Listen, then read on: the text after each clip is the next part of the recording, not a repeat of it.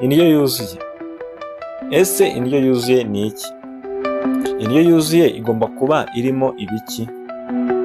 Ese nategura gute ipureti yanjye kandi nkizera neza yuko iriho indyo yuzuye? Ese indyo yuzuye ibikozwe n'ibiki, ibigizwe n'ibiki, ibyo bintu ni ibiki, nabikura hehe? Hano kuri Delphin_Olivier uyu munsi twifuje ko tuganira ku kijyanye n'imirire, tugasobanura cyane ku ndyo yuzuye, dore ko byamaze kugaragara ko abantu bafite imirire mibi, haba mu bana, mu rubyiruko ndetse n'abakuru, hose hashobora kubonekamo abantu bafite ikibazo cyo kutagira imirire iboneye cyangwa se kuba utarya indyo yuzuye. Muri iki kiganiro rero tugiye kubasobanurira ku buryo wategura indyo yuzuye, tunabategurire cyangwa se dusesengure ku cyo bita indyo yuzuye, ndetse tunababwire n'uburyo ushobora kuyiteguramo. Hano ni kuri Delphin_Olivier YouTube channel itugezaho ibiganiro bivuga ku buzima, ahanini biba bigamije mu kudufasha kumenya uko twabungabunga ubuzima bwacu. Niba utarakora subscribe, wakora subscribe ngo utazabicikwa n'ibiganiro binyura hano kuri Delphin_Olivier, ugakana n'akazogera kugira ngo uzajye ubona ikiganiro uko tugisizeho, tujye tubana mu biganiro byacu bya buri munsi. Indyo yuzuye rero biba bisobanuye ko ufashe imirire irimo ibiribwa byose cyangwa se intungamubiri zose umubiri ukeneye. Aho ngaho ni ugusobanura ko uba ufashe indyo irimo ibyiciro bitatu bigize indyo yuzuye, harimo ibitera imbaraga, gifatwa nk'icyiciro cya mbere ibyubaka umubiri, icyiciro gifatwa nk'icyiciro cya kabiri, ndetse n'icyiciro cya gatatu aricyo ibirinda indwara.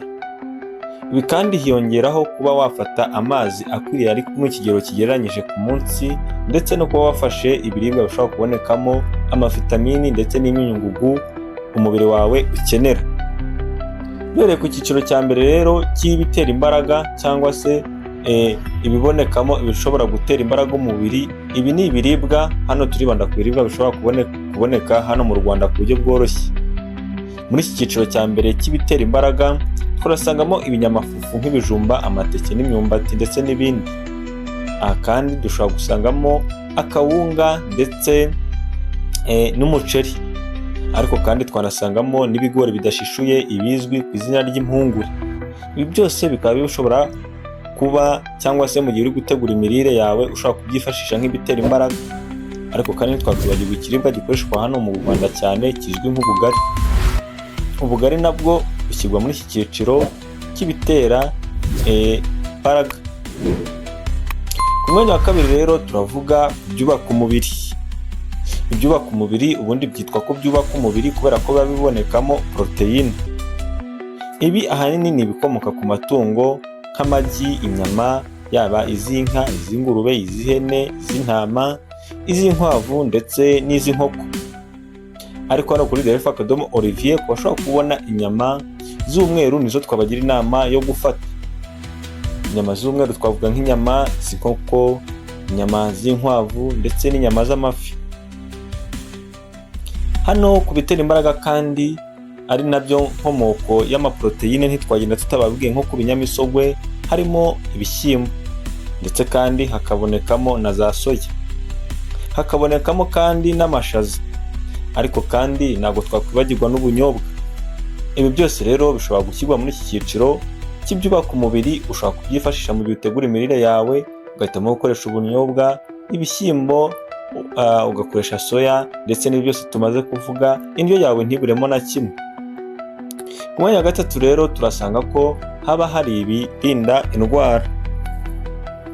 Ahanini iyo bavuze ibirinda indwara twese duhita twumva imbuto n'imboga.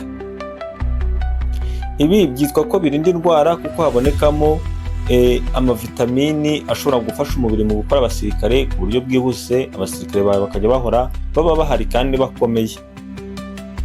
Ibi rero nta kindi cyabigufasha usibye gufata imbuto zirimo nk'indimu, ironji, umwembe, amapera ndetse n'izindi mbuto muzi zirimo nk'ibinyomoro ndetse n'izindi. Izi rero zikaba zizwiho kuba ziba zirimo icyo twakwita nk'imyunyungugu, amavitamini. Ibi byose biba bishobora gufasha umubiri mu guhita bikora, mu kuba abasirikare bahora bari ready cyangwa se biteguye kandi bakomeye Ibi rero ukaba ushobora kubisanga mu mbuto. Ibi kandi wanabisanga mu mboga. Ariko nanone imboga n'imbuto bikaba bizwiho kugira uruhare cyangwa se kugira ikizwi nka fiber. Iki ngiki akaba ari ibintu cyangwa se ibikatsikatsi bidufasha mu gutuma igogora rigenda neza. Rero icyiciro cya kane, reka tubabwire ngo iyi mirire yose yifate, ariko wibuke gufata amazi byibura litiro 2 ku munsi. Amazi nayo iyo tugeze mu bintu by'imirire ntidushobora kuyibagirwa, dore ko akenshi iyo bavuze imirire amazi abantu bakunda kuyirengagiza. Rero gufata amazi ahagije byibura litiro 2 ku munsi nabyo biri mu bintu bikubwira ko wafashe imirire ihagije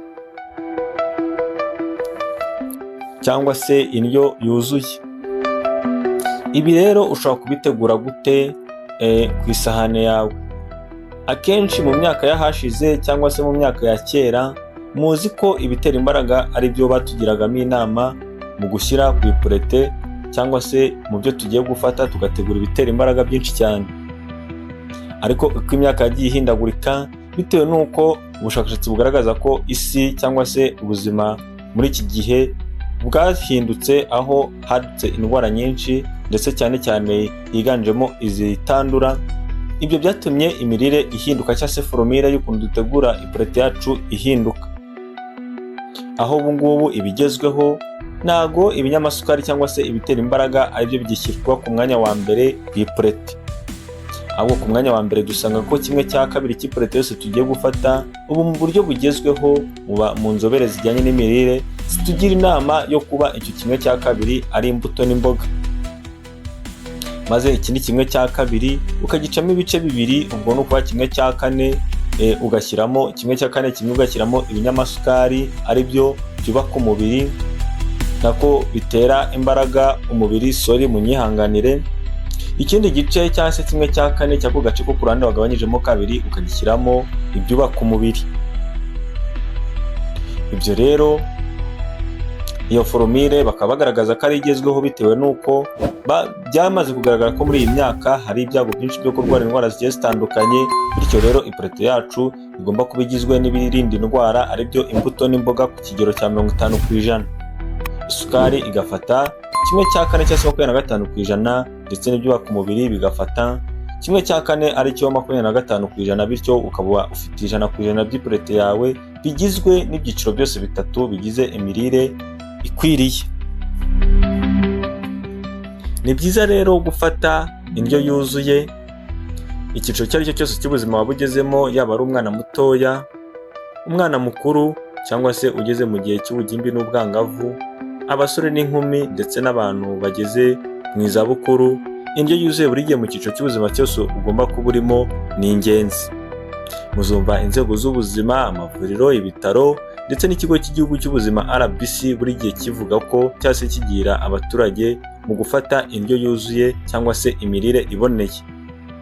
Hano kuri Delphi rero twifuje natwe kugira uruhare muri icyo gikorwa cyo kugira ngo dukomeze gufata imirire iboneye, bityo tuzahaze ibibazo bishobora guterwa no gufata imirire itaboneye hano mu Rwanda. Niba hari ikibazo wagize ku bijyanye n'imirire cyangwa se hari ikibazo ushaka kubaza ku bijyanye n'imirire, wumve rwose wisanzuye ujye ahatangirwa ibitekerezo utubaze, dusome ibitekerezo byanyu ndetse kandi turanabikunda twazagusubiza.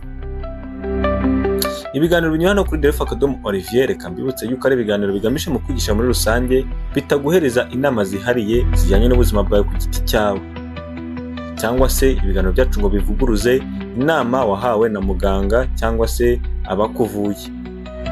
Niba ushaka inama zihariye ku buzima bwawe, buri gihe tukugira inama yo kugana ivuriro rikwegereye ugasuzumwa maze ugahabwa ubuvuzi hagendewe ku buzima bwawe bwite.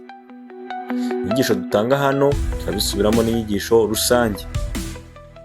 Niba utarakanda subscribe, wakanda subscribe kugira ngo uzajye ubana natwe mu biganiro bya buri munsi cyangwa se uko tubisize ubasha kubibona. Kandi wakunze kino kiganiro, kanda like ukoreshe ku nshuti zawe. Iki kiganiro rero mwagitegura nanjye Manzo Olivier, umunyeshuri muri Kaminuza y'u Rwanda ishami ry'ubuzima. Tuzajye tubana mu biganiro tuzabane mu biganiro by'ubutaha, kandi ndabashimiye mwe twabanye kuva ku ntangiriro kugera ku iherezo ry'iki kiganiro. Turabakunda cyane.